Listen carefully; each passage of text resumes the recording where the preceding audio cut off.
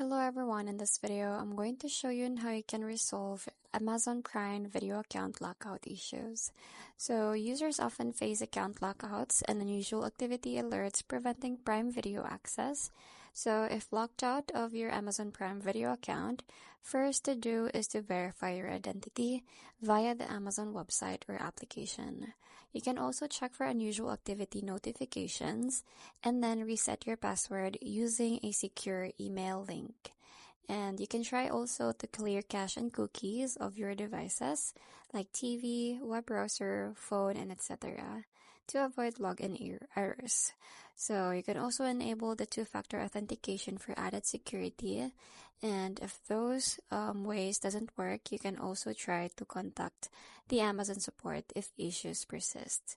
So you can provide proof of account ownership to regain your access safely. So that's pretty much it. You can also ask here specific questions.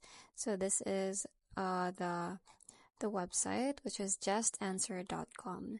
So you can also visit this one, and if you have any questions, you can go ahead and click on this one. And that's it. I hope you find this video helpful. Thank you for watching, and I'll see you in my next one. Bye!